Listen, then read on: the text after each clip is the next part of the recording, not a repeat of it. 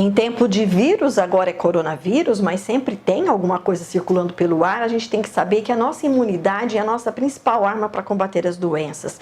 Mas de que maneira a alimentação pode nos ajudar a fortalecer, sem termos de lançar mão, por exemplo, aos complementos vitamínicos?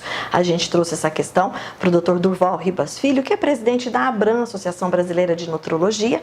Vamos falar sobre alimentação. Dr. Durval, mais uma vez, obrigada por atender a gente. A alimentação é sim uma forma da gente fortalecer a imunidade. Exatamente, e com certeza. Eu acho, a gente sempre comenta que para você ter um sistema imunológico adequado, você tem que ter, logicamente, uma alimentação, uma nutrição equilibrada. Mas a gente tem que lembrar também que a atividade física é sempre muito bem-vindo, o dormir é muito importante, né? O sono, não é? 7, 8 horas também. Evidentemente, o tabagismo faz muito mal também para o nosso sistema imunológico e, logicamente, o estresse, que cada vez mais a gente convive com isso, principalmente agora nessa fase do coronavírus, da doença Covid-19, provocado por esse vírus que é o SARS-CoV-2.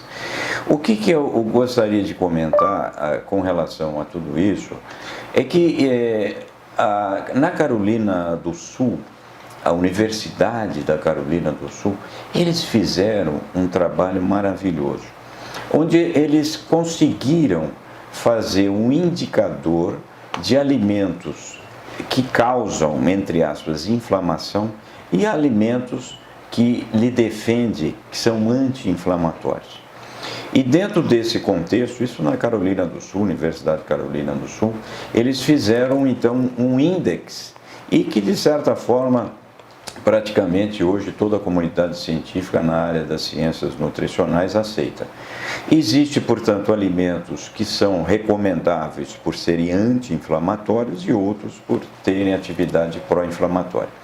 E aí entra os anti-inflamatórios, que na verdade vão combater, logicamente, o coronavírus, vão melhorar o nosso sistema imunológico. Existem três duplas que eu acho interessante. Uma delas são os pré e probióticos. A outra é o alho e a cebola.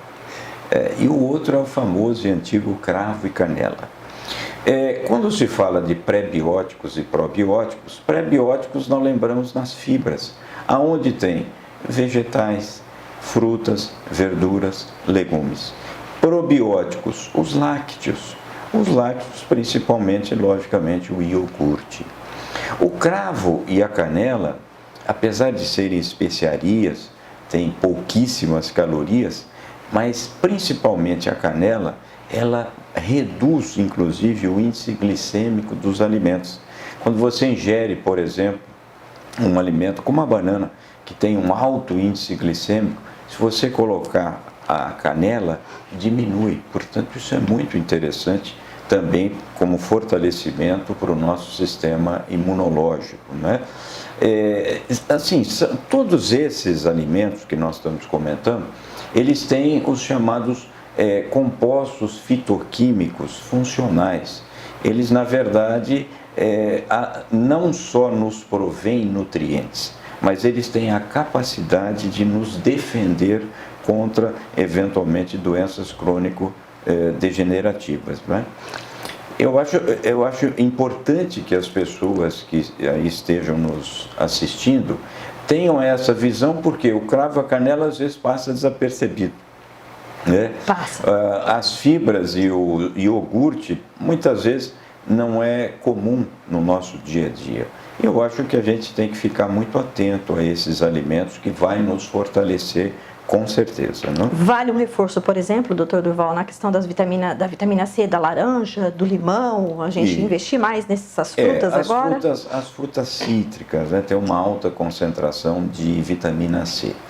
E eu acho interessante também a gente lembrar dos berries, que são aquelas frutas que têm uma coloração vermelha.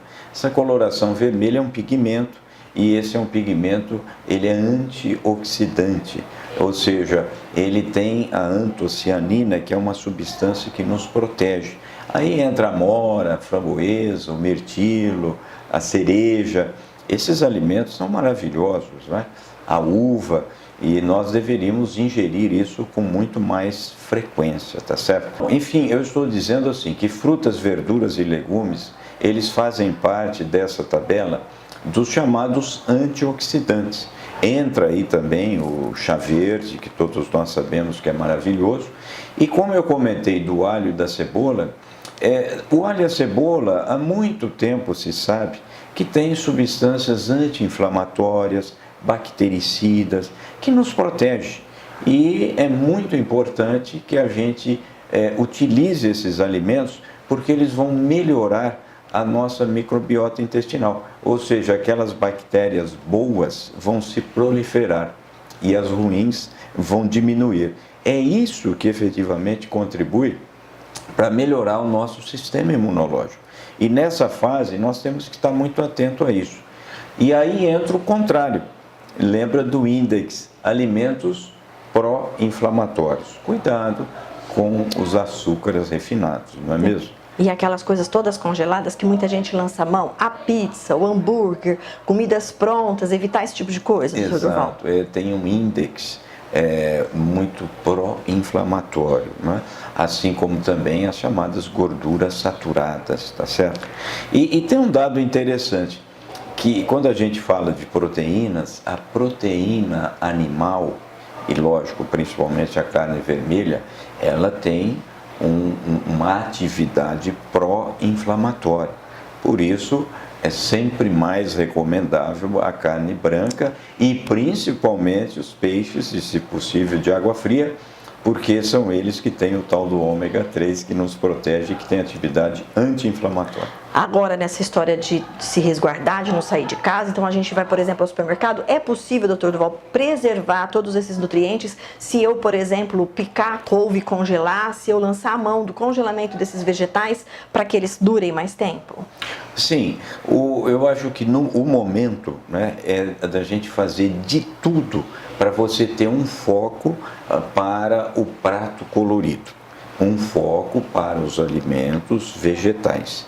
Lembrando novamente que as proteínas vegetais, aí entra o feijão, a ervilha, o grão de bico, eles têm uma atividade anti-inflamatória. Tá. E é isso que a Universidade da Carolina do Sul, ela detectou, desenvolveu, e hoje esse índice ele é usado mundialmente. E eu acho que agora, por causa do coronavírus, é um momento muito importante para que a gente possa nos atentar à alimentação e nutrição.